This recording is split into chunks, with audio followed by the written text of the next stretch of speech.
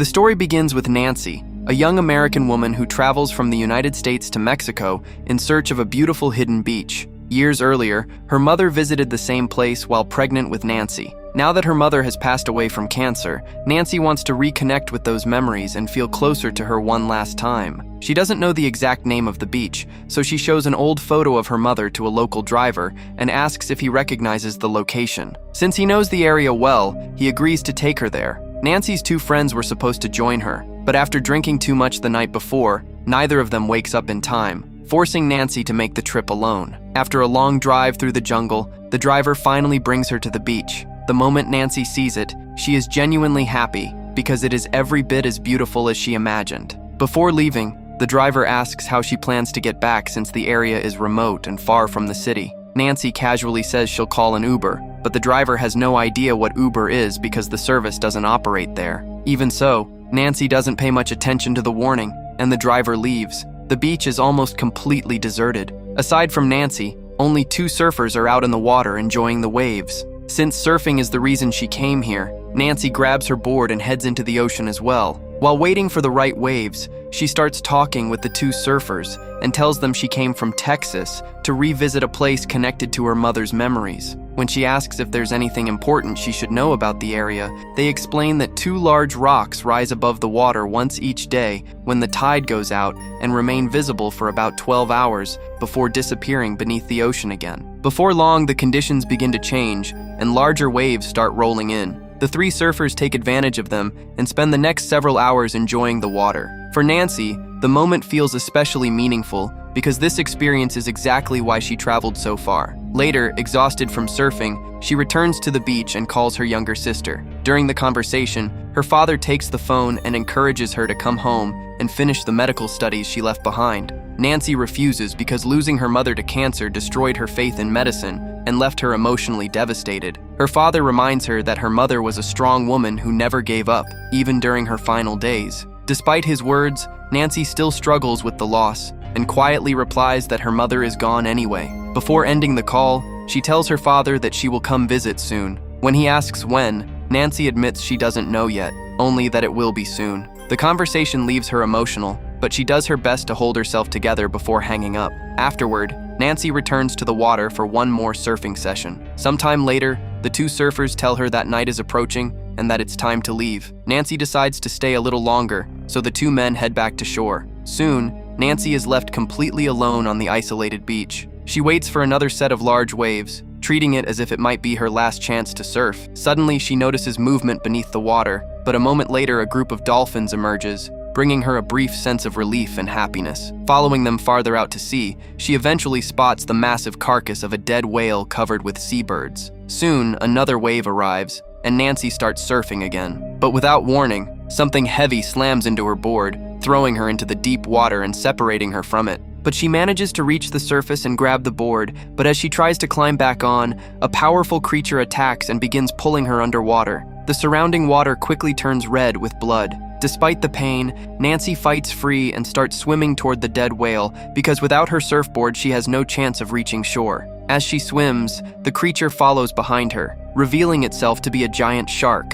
Nancy barely reaches the whale and climbs on top of it before the shark can attack again. By then, her thigh has been badly injured and blood is still pouring from the wound. Fighting through the pain, she uses her medical training to slow the bleeding by tightly securing her leg. At the same time, the two surfers who were with her earlier are leaving the area. Nancy stands on top of the whale, waving and shouting for help, but she is too far away for them to see or hear her. Within moments, they are gone. Now she is stranded alone in the middle of the ocean on a dead whale. She cannot enter the water because the shark will kill her, and there is no one nearby who can help. As evening approaches, Nancy realizes time is running out. Looking around, she notices a group of rocks rising above the water on one side and a navigation buoy anchored by heavy chains on the other. Suddenly, the shark charges again and slams into the whale with enough force to throw Nancy into the water. Without hesitation, she races toward the rocks while the shark pursues her. At the last possible moment, she pulls herself onto one of the rocks and survives.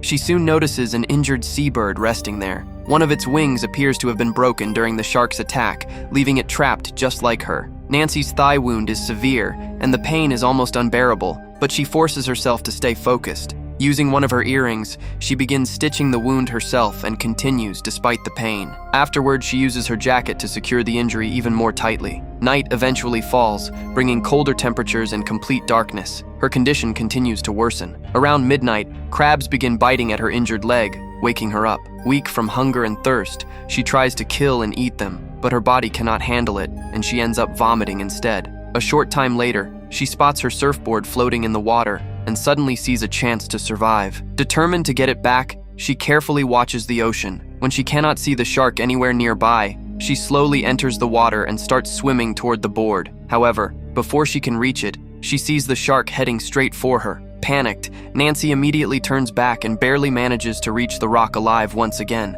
The failed attempt leaves Nancy with an even worse injury, and she struggles through the pain. By morning, she notices a drunk man lying on the beach. The moment she sees him, she starts shouting for help. For the first time in hours, she has a reason to hope. Since he is not very far away, he hears her and looks in her direction. Nancy points toward her backpack and signals for him to grab her phone and call for help. The man reaches the bag, but instead of helping, he pockets her phone and money and starts walking away with the backpack. Then he notices her surfboard floating in the water and decides to take that as well so he can sell it for more drinking money. He wades into the ocean and reaches the board, but as he starts swimming back, the shark suddenly attacks and tears him in half. Watching this, Nancy realizes that her last hope of rescue is gone. Now she has only 6 hours left. Once high tide arrives, the rock she is standing on will disappear beneath the water, leaving her with nowhere to hide. Then luck gives her another chance when the same two surfers from earlier return to the beach. As they begin moving toward her through the water, Nancy desperately shouts for them to stay away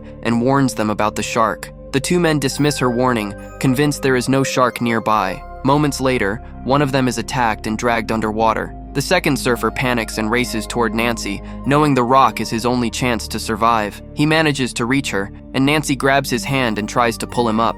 Before she can save him, the shark attacks again and drags him away as well. Right in front of her eyes, another chance of survival disappears. The situation is breaking Nancy physically and emotionally. She has gone nearly 24 hours without food or water, and now only 30 minutes remain before high tide covers the rock completely. If she cannot escape before then, the shark will eventually reach her. Determined not to give up, she begins carefully studying the shark as it circles around her. She realizes that if she enters the water, she will have only about 30 seconds before it reaches her. While looking around, she notices a helmet floating nearby with a camera attached to it. It belonged to the surfer she tried to save. Nancy decides she has to recover it. Timing her move carefully, she enters the water and reaches a nearby rock, but the helmet remains out of reach, and the shark begins moving toward her. Once it swims away, she tries again, and this time manages to grab the helmet. By now, the rocks are slowly disappearing beneath the rising water, and the shark is closing in once more. During the struggle, Nancy slips into the water, but the shark becomes trapped among the sharp rocks. Taking advantage of the opportunity, she climbs back to safety.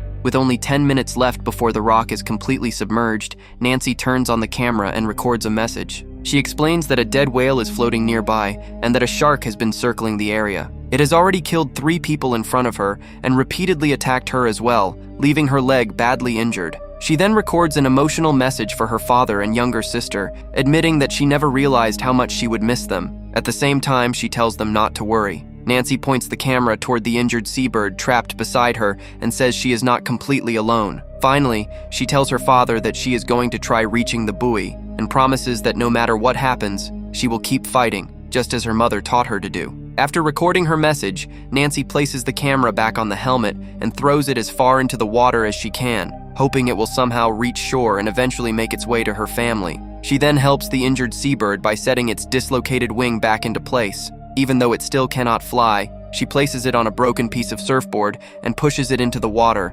hoping at least the helpless bird might survive. By now, Nancy has only a few minutes left before the rock disappears beneath the rising tide. If she wants to stay alive, she has to reach the buoy, which is about a minute away. The problem is that the shark can reach her in only 30 seconds. She knows this is her last chance. As she prepares herself, her feet are already underwater, and the shark is circling directly below. Then she notices a group of jellyfish floating nearby. Remembering that jellyfish sting anything that comes too close and that she has already seen sharp objects hurt the shark, she comes up with a plan. Without wasting any time, Nancy jumps into the water. The shark immediately starts chasing her and closes the distance within seconds. Before it can reach her, Nancy hides among the jellyfish. When the shark tries to follow, the jellyfish sting it, forcing it to pull back. Taking advantage of the opportunity, Nancy slowly makes her way to the buoy's chain, which is connected to a large metal structure below. She quickly climbs toward the surface while the shark begins pursuing her again. This time, she reaches the buoy's ladder and starts climbing.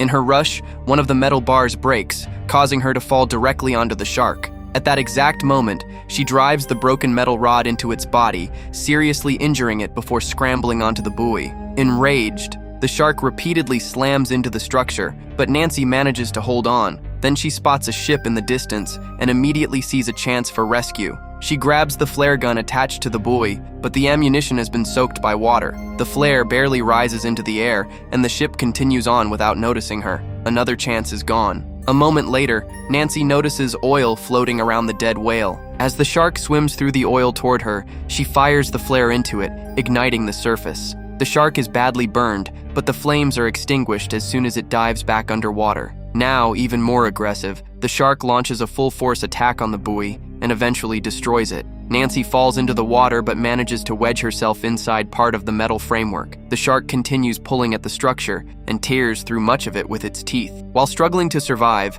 Nancy notices that the buoy's chain is attached to a massive metal anchor below. An idea immediately comes to mind. She dives underwater and begins pulling on the chain. The bolts holding it in place have already been loosened, and one of the shark's teeth becomes lodged in the metal framework. After a tremendous effort, Nancy finally breaks the chain free. The heavy chain immediately drags her downward. The shark follows closely behind as both descend toward the ocean floor. At the last moment, Nancy releases the chain and moves out of the way. The shark cannot turn fast enough. It crashes directly into the large metal spikes below, which pierce straight through its body and kill it instantly. However, Nancy is unable to reach the surface in time and loses consciousness. Meanwhile, the message she recorded eventually washes ashore, where it is found by a young boy. He brings it to his father, and together they head to the beach. There they discover 2 dead bodies, including the man who originally drove Nancy to the beach. Moments later, they spot Nancy floating in the water. They quickly pull her ashore and save her life. In the end,